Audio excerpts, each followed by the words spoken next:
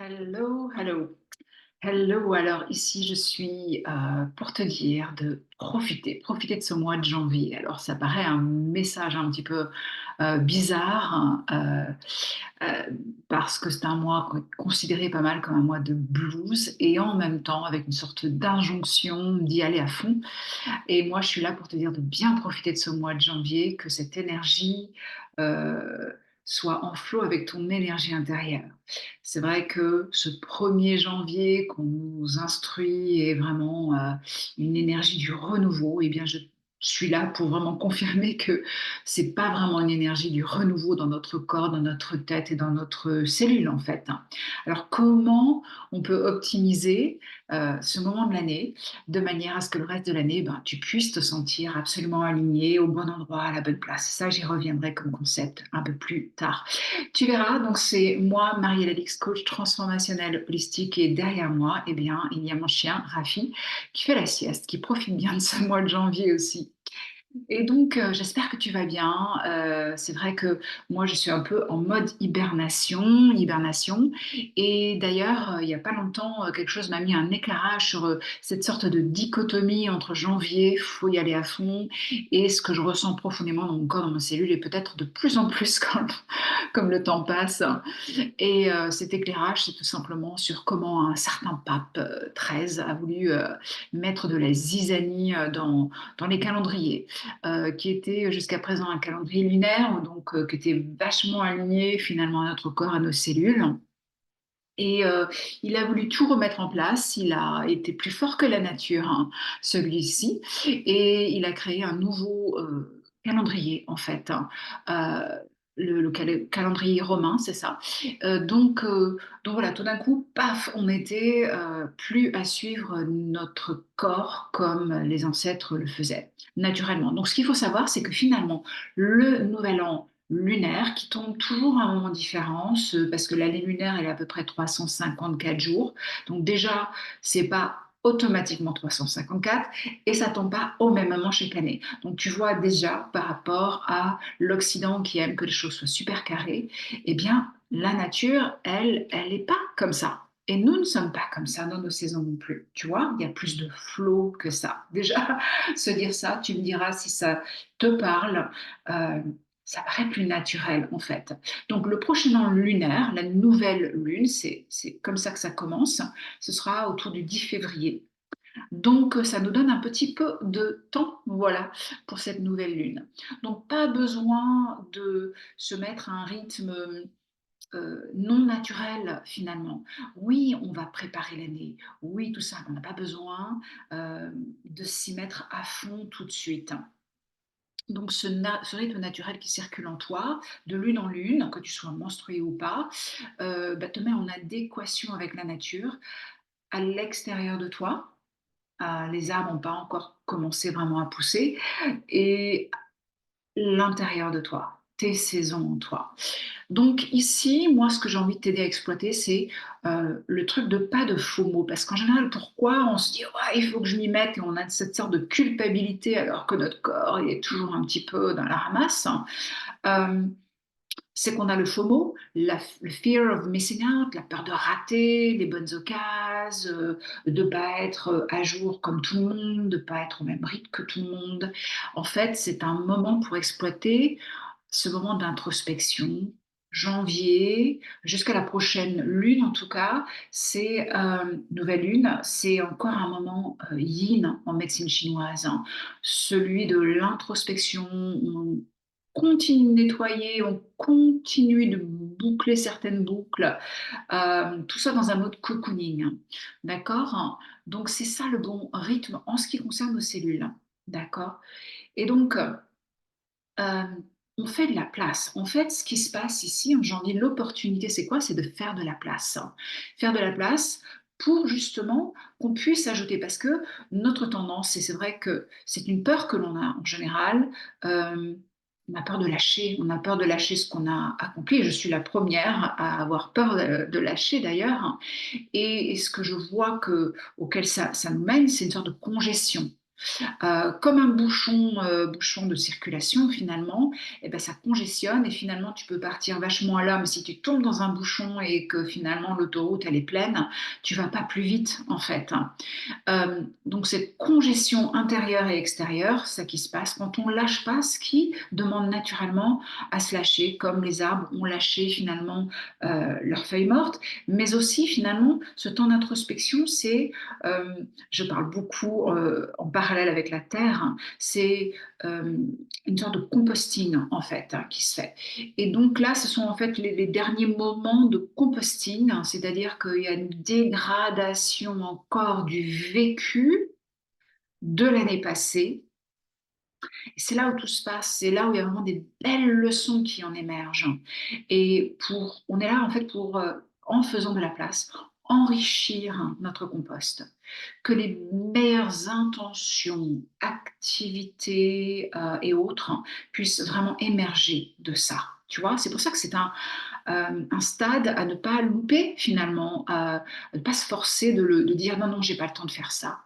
Donc en fait, pour faire de la place, on va suivre deux angles. Quelque part, il y a du self-care, hein, donc une prise de soin de soi qui est toujours demandée, parce que c'est là où la décomposition va se faire tout tranquillement, bien jusqu'au bout. D'accord. Euh, on enrichit notre terreau.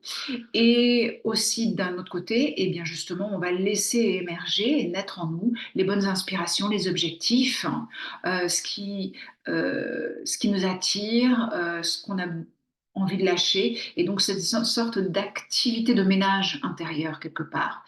Euh, et on peut même mettre en place des rétro-plannings super juicy une fois qu'on a justement laisser envisager, on s'est laissé rêver et voir nos objectifs pour l'année 2024, hein.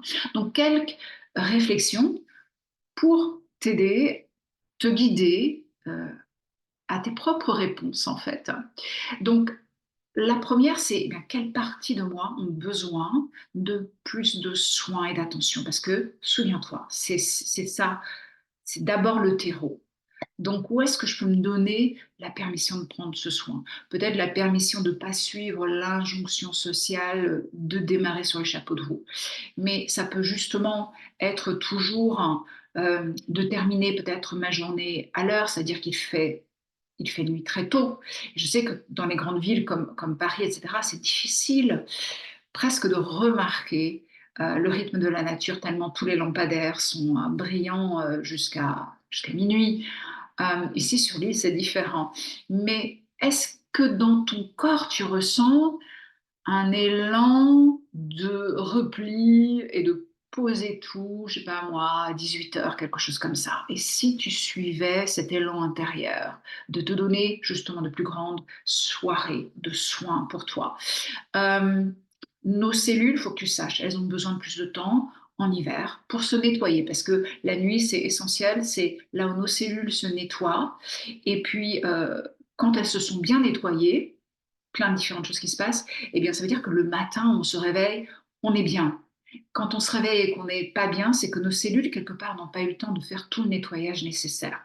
Donc, au creux, creux, creux de l'hiver, hein, ça va jusqu'à 12 heures. Ça ne veut pas dire 12 heures de sommeil, ça veut dire 12 heures de repos, de just being, tu vois, de prendre le temps, d'avoir du temps après manger, de prendre son temps, peut-être son visage, peut-être de lire, des choses comme ça, mais très intérioriser ces activités, tu vois. Et là, les cellules elles commencent déjà le travail, même si on n'est pas encore endormi. Donc voilà, qu'est-ce que tu t'octroies comme self-care qui va être propice justement à cette saison et à cet enrichissement intérieur. Voilà. Euh, et donc, voilà, écoute, je suis un petit peu ma newsletter maintenant que je te parle. Je ne veux pas louper quelque chose. Voilà, se donner le temps, c'est faire de la place pour se donner le temps. Je sais que c'est pas toujours évident. Je sais que c'est un truc dans les habitudes, c'est pas toujours évident. Euh, Mais si tu t'octroyais ce temps-là, comment ça changerait les choses? Ça peut être un bon moment de se remettre à l'écriture, à la gratitude, de prendre le temps de cuisiner pour le plaisir. Il y a cette notion de plaisir aussi, tu vois. Et ça, c'est quelque chose qui me parle profondément, moi, parce que je me suis vraiment vu être toujours en mode de je me presse pour, hein, même avec des activités plaisir, hein. Et ça, c'est un conditionnement. Mais ça, c'est tout un travail de transformation intérieure et de reprendre, de dire: «Je respire, je prends le temps de cuisiner pour me faire plaisir, pour nous faire plaisir». Ah, c'est retrouver ce bonheur-là, quelque part de l'enfance, quand je faisais mes petites madeleines. Anyway, la deuxième question, dans la première question, voilà, c'est qu'est-ce qui a besoin de plus de soins et d'attention à moi? Et où est-ce que je me donne la permission? Comment je peux me donner cette permission de prendre ce temps-là? D'accord? Pa pa pa pa pa pa.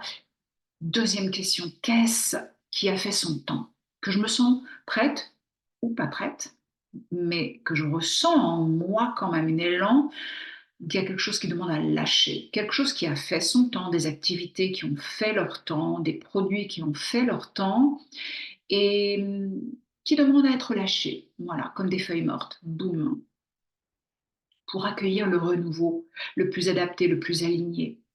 Peut-être, pour cela, je vais te donner le type de commencer par l'extérieur. Parce que peut-être qu'il y a des choses intérieures qui demandent à lâcher, mais la vie, waouh, pas prête. Est-ce que ça te parle? Commence par l'extérieur. Rien de tel que commencer par tes placards. Commence par tes placards. Voilà, tu vois, pour moi, ces carrefours de cycles comme ça, là, ce sont des bons moments pour voir plus clairement ce que je vais plus porter, d'emmener certains livres dans les boîtes de livres du village, de faire le tri dans le placard de cuisine, de faire un peu un coup de nettoyage, de voir ce qui est hors date, etc. Déjà, je fais de la place. Parce que ces rituels de purge extérieure vont amener une purge intérieure aussi. Et c'est cette purge intérieure, extérieure-intérieure, qui va te permettre de voir plus clair. Justement, plus clair, donc je lâche pour voir plus clair sur la troisième question, de quoi ai-je besoin dans mon environnement? C'est tellement bien de faire le point sur ça en ce moment.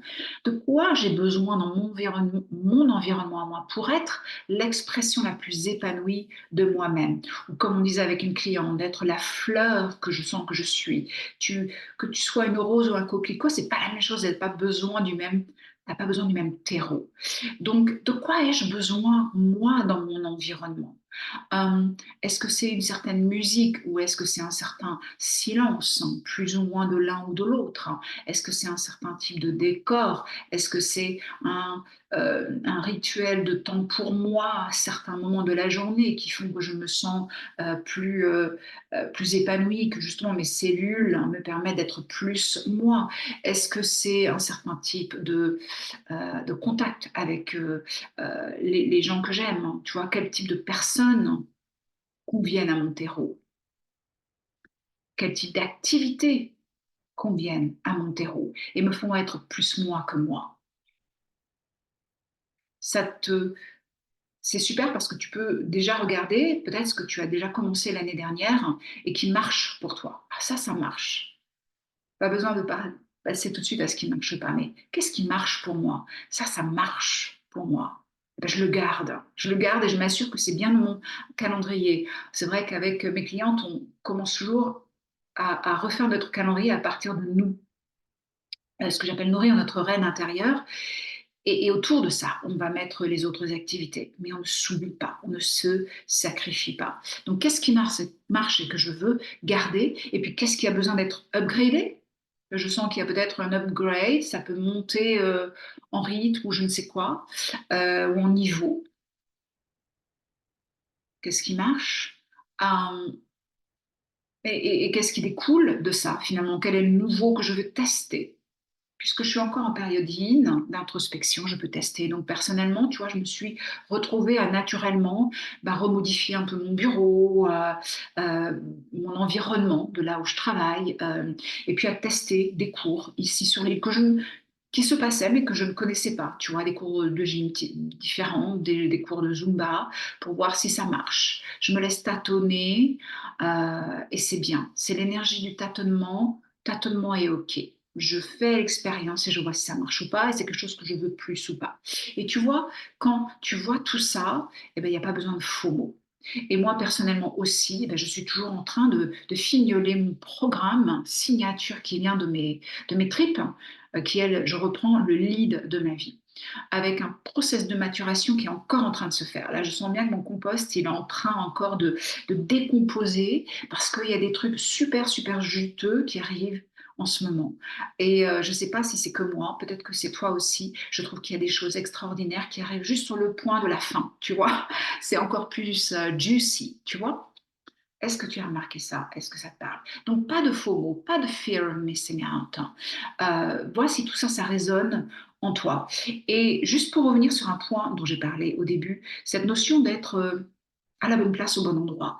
En fait, une des parties de mon programme avec mes clientes, c'est vraiment de réguler notre système nerveux, qui est une sorte de partie de nous qui fonctionne dans les coulisses 24/7 et qui est très lié aux programmes inconscients. Et donc, en fait, on apprend à réguler notre système nerveux. Et ce qui est absolument fabuleux, c'est que ça nous permet de déverrouiller, de se faire sauter les verrous de nos vérités fondamentales, nos mantras fondamentaux, nos vérités profondes à nous. Et, donc, pour certaines, ça va être quoi? Oui, je suis portée par la vie. Ah, de savoir ça, c'est énorme parce que ça te permet d'avancer différemment. Pour une autre, ce sera l'univers s'occupe de moi, aujourd'hui et pour toujours. Tu vois, ça te réaccéder à ces vérités intérieures te permet d'accéder ou d'avancer différemment dans ta vie, de shifter ton identité. Parce que tu quittes le mode survie. C'est ça. Et donc, une des vérités fondamentales auxquelles j'ai pu réaccéder et qui est ma petite médecine à moi, quand j'en ai besoin et que mon mental commence à me rendre dingo, c'est je suis au bon endroit au bon moment. Oh, et je sens que mon système nerveux, tout de suite, se calme. Parce que c'est pas une vérité que j'ai piochée chez quelqu'un d'autre, hein. C'est ma vérité profonde, en fait. C'est ce que la partie profonde de moi sait intrinsèquement quand je sors de la survie. Et en fait, je peux l'utiliser, cette médecine, pour sortir de la survie et me rappeler que je suis au bon endroit au bon moment. Il n'y a pas de rush. C'est quelque chose, une crainte que je retrouve beaucoup chez mes clientes, d'avoir toujours cette impression d'avoir à rusher, à ne pas être au bon rythme par rapport à tout le monde, etc. Et là, c'est une vérité qui peut nous aider. Mais vois justement, si elle résonne profondément en toi, est-ce qu'elle résonne en toi? Je suis au bon endroit au bon moment. Donc, il n'y a pas besoin d'avoir peur de rater quelque chose. Tu suis ta saison intérieure et c'est vraiment ce que cette première vidéo in a long time est là pour te suggérer, t'inviter, c'est vraiment suivre ta saison intérieure. Dis-moi si ça te parle, si ça peut-être crée une sorte de libération de l'injonction face au temps, face à New Year, New You straight away sur les chapeaux de roue. Euh, Est-ce que ça résonne en toi? Juste pour terminer, sache que il y a, en attendant pour encore bien profiter de cet hiver, mon e-book gratuit, Vaincre le blues en hiver. C'est plein de tips East and West, de petites recettes et de choses, comment tu peux t'occuper de toi justement, t'occuper de ton terreau intérieur. C'est là, c'est gratos. Soit tu l'auras reçu dans la newsletter passée, soit tu peux aussi aller sur mon site pour le récupérer en t'inscrivant, whichever. Écoute, dis-moi si justement il y a des activités que tu as envie de mettre en place pour vraiment bien t'occuper de ton terreau cet hiver, cette saison, yin en toi. Et peut-être, n'hésite pas à partager ce qui se découle de ces trois questions que je rappelle, hein, finalement, ces trois questions. Quelle partie de moi a besoin de plus de soins et d'attention? Comment je m'octroie cette permission? Pour la deuxième, eh bien, qu'est-ce qui a fait son temps, qui demande à être lâché pour faire de la place et accueillir le renouveau au moment où le renouveau viendra? Et la troisième, eh bien, de quoi j'ai besoin dans mon environnement pour fleurir comme la fleur que je suis naturellement, que je suis née pour être, vraiment. Euh, de quoi j'ai besoin dans mon environnement? Voilà tout ce qui découle de ça. Partage, Je te souhaite tout le meilleur, yin possible dans cette saison. Et je te dis à la prochaine fois. Ciao.